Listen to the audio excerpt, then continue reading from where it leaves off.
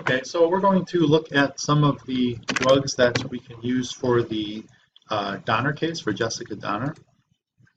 These are the drugs right here: corticosteroids, aminosalicylates, anti-diarrheal agents, anti-metabolites, monoclonal antibodies targeting T cells, monoclonal antibodies targeting tumor necrosis factor alpha or TNF-alpha, and monoclonal antibodies targeting integrins. So the general outline of this case is looking at what is the main complaint, or one of the chief symptoms that we have to address, and that is diarrhea. And then, of course, we're going to look at drugs for celiac disease, as well as drugs for Crohn's disease.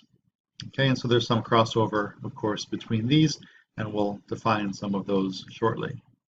So the first symptom is excess diarrhea. So this is not an unpleasant symptom, but one that many people at some point in their lives have experienced, unfortunately. So the treatment of choice are going to be one of three anti-diarrheal agents. Okay, so the first one we're going to talk about is Diphenoxylate under the brand name Lamotil. This one is prescription only, and this is indicated for mild to moderate but acute diarrhea. Okay, so like traveler's diarrhea. Interestingly, this is an opioid-type chemical, and one of the major side effects to opioids, so morphine, heroin, Vicodin, codeine, is constipation. Okay, so what we've done is we've kind of capitalized on that major side effect, and we've used it as a treatment. And so the best way to stop diarrhea is to induce constipation. And so mechanistically, we're looking at altering the mu receptors, which are found on the enteric neurons, which is going to increase absorption, increase the transit time, as well as slow the peristalsis. And so that is, those mechanisms are extremely helpful in combating diarrhea. Diphenoxylate, you would think, would be a drug that has a high amount of abuse potential due to its opioid-type nature. We've thought about that. What we've done is we've formulated this drug with a very small amount of atropine, which is a drug that we haven't really discussed in detail, but we will in some upcoming cases. But essentially, the atropine basically alters the muscarinic receptors. So this is a drug that alters the effects of acetylcholine systemically. And so that is not a pleasant situation. And so if the patient does want to or try to overdose on diphenoxylate, the atropine will take care of some of those side effects, or some of those desired effects that kind of derive the abuse potential. Of course, atropine in and of itself also has some anti-diarrheal activity, which we'll talk about much later.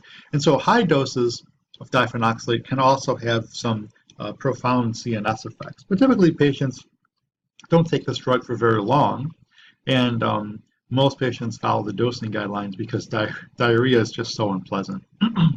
A drug maybe that you're more familiar with would be Loperamide under the brand name Immodium. This is over the counter. It's pictured here. This is a mu opioid receptor agonist. Excuse me, and it doesn't cross the blood-brain barrier, so there's no CNS effects. Likewise, there's no analgesic effects, so you can't take Immodium for pain off-label or anything like that. This is non-prescription. It's quite safe. It's over the counter. And don't worry about the whole mechanism, but essentially what you're doing is you're kind of altering the signaling activity of the mu receptor, and that's going to increase the transit time to kind of slow down the food that's moving through these intestines. And actually, in terms of diarrhea, the food is getting propelled through the intestines, so to speak. And so what this does is this kind of slows the whole process down to make the food less liquid and more solid. And of course, the last drug in this category is Bismuth subsalicylate under the trade name Pepto-Bismol. And of course, this too is non-prescription or over the counter. This drug is kind of weird. We don't really know exactly how it works, but it has anti-motility, anti-secretory, and some type of anti-inflammatory effects. And bismuth in and of itself may be antibacterial in nature, and it's been shown to be effective against some of those toxic strains of E. coli that we associate with traveler's diarrhea. It does discolor the stools, which some patients find alarming. It turns them kind of gray, black. With chronic use or long-term use, it can be associated with ringing in the ears, And that's really kind of coming back to its chemical activity. There is a salicylate in there, and so it kind of looks like aspirin. And of course, for young children, Pepto-Bismol is now contraindicated because of the production of a rare but well described and well tested side effect of Ray's syndrome. Okay, and so those are the main drugs that we can use to combat diarrhea in several patient populations that have this inflammatory GI component going on. Kind of along that same line, we can use a handful of drugs. This one's cholestyramine. Other drugs that include colestipol and I can never say this one, colestipol. These are formally called bile acid sequestrants, also called ion exchange resins. And what they do is they bind to the bile acids that exist in the lumen, and they kind of prevent their reabsorption. And so patients that have chronic long-term diarrhea may be kind of better managed on some of these cholestyramine type compounds. So this drug does not reduce the symptoms of diarrhea.